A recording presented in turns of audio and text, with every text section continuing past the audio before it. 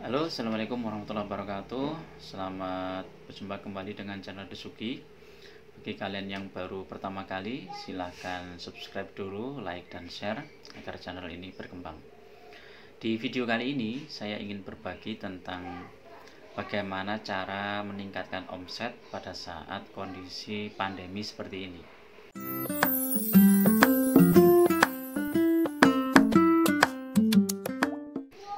Jadi di bisnis apotek itu termasuk salah satu bisnis yang terkena imbas dari wabah COVID-19 ini ya. Salah satu penyebabnya adalah daya beli masyarakat yang turun, terus kemudian tentu saja akan berimbas kepada penjualan dari bisnis-bisnis yang ada, termasuk bisnis apotek. Dan kita cukup kewalahan ya kalau kita lihat ada beberapa bisnis yang mungkin ada yang masih tetap eksis, tetapi di bisnis apotek ini memang ada beberapa hal yang perlu kita lakukan agar bisnis apotek yang kita kelola ini tetap bisa eksis.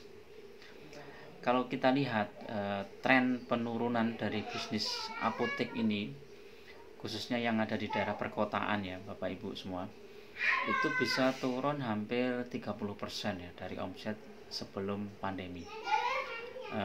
Sehingga kalau ini kita bandingkan dengan beberapa tahun yang lalu, ini bisnis apotek kita itu seperti kembali ke 3 atau 4 tahun yang lalu. Nah, kalau kita tidak hati-hati, maka bisnis apotek yang akan kita kelola ini akan mengalami terus penurunan omset dan bisa jadi akan mengalami penutupan karena kita tidak bisa menanggung kerugian yang terus-menerus ya. Jadi kalau selama bisnis ini masih bisa menanggung biaya operasional asal tidak rugi saja, maka kita masih bisa bertahan. Tetapi kalau sudah rugi, dari bulan ke bulan sudah rugi, kemudian kita omsetnya turun terus, maka tidak ada jalan lain selain ya udah kita tutup saja. Nah, di saat seperti ini kita memerlukan sebuah langkah-langkah yang yang khusus atau yang strategik untuk mempertahankan bisnis apotek. Salah satunya adalah selain efisien ya, salah satunya adalah bagaimana cara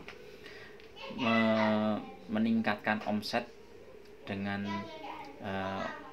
biaya yang sekecil mungkin. Karena biaya yang besar kita nanti juga akan kelabakan juga. Karena kalau misalnya kita harus mengeluarkan budget untuk promosi padahal biaya operasional sudah sangat besar, maka kita harus membatasi biaya untuk promosi itu. Nah, langkah-langkah tersebut apa ya? Selain yang pernah saya sampaikan dalam beberapa video di channel YouTube ini, salah satunya adalah misalnya tentang kelengkapan obat, terus kemudian kenyamanan, kemudian pelayanan, terus dan mungkin promosi.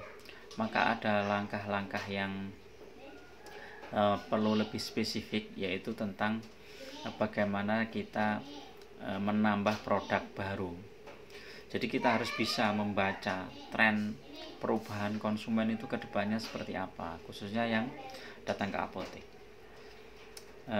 Kalau kita lihat beberapa bulan terakhir ini saat kondisi corona ini mulai muncul dan sampai saat ini yang katanya new normal, tetapi jumlah korban corona masih banyak sehingga beberapa daerah diperketat lagi, maka bisa jadi tren untuk pengobatan sendiri itu akan meningkat, khususnya yang berkaitan dengan daya tahan dan stamina. Nah, yang berkaitan dengan corona khususnya itu tentu saja pasti meningkat. Nah, yang berkaitan dengan corona itu apa saja? Misalnya seperti masker, kemudian apalagi ya vitamin, multivitamin yang untuk daya tahan, terus mungkin vitamin bisa beberapa macam, tetapi yang mungkin tren lagi itu adalah food supplement. Food supplement itu sangat dibutuhkan oleh mereka yang mungkin karena kesibukannya tidak bisa tidak bisa membatasi aktivitasnya, sehingga dia perlu vitamin yang sangat bagus ya. Nah, teman-teman perlu perhatikan nih food supplement yang bagus itu seperti apa. Kalau bisa segera cari suppliernya, terus di stok di apotek kalian, dan kalau bisa ada SPG khusus untuk food supplement ini. Nah, ada beberapa juga yang food supplement yang cukup bagus, yaitu tentang food supplement kesehatan pria ya, kesehatan lelaki ya. Ini cukup bagus juga, dan produk-produk yang seperti itu biasanya tetap dicari.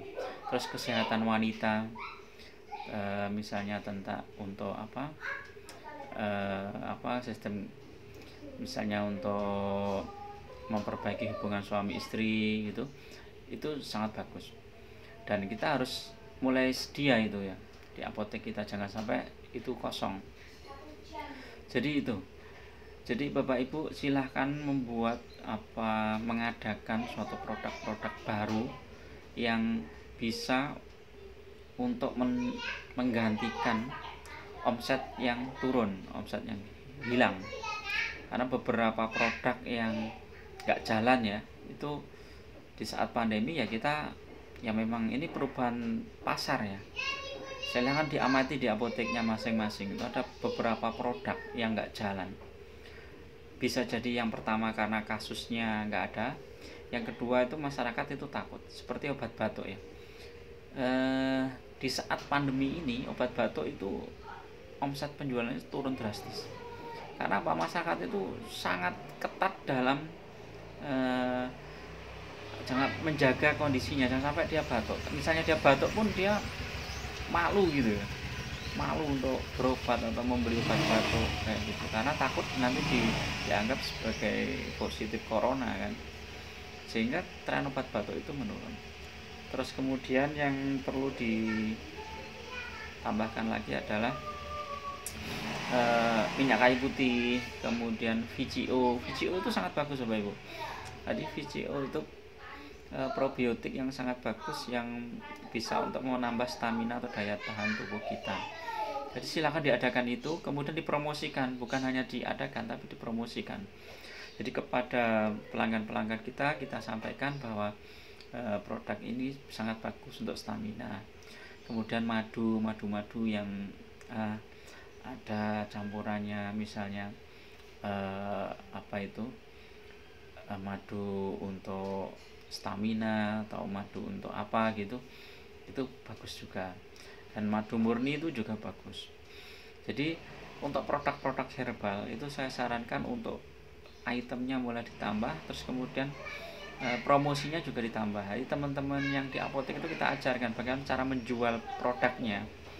Jadi tidak hanya kita sediakan produknya saja, tapi cara menjualnya itu harus kita sampaikan juga kepada karyawan kita, sehingga produk itu tetap laku dan jalan. Nah, jadi silahkan diamati di apotek kalian,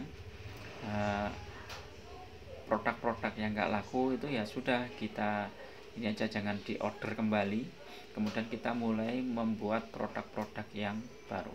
Oke, demikian yang bisa aku sampaikan Bapak Ibu, mudah-mudahan ini bermanfaat.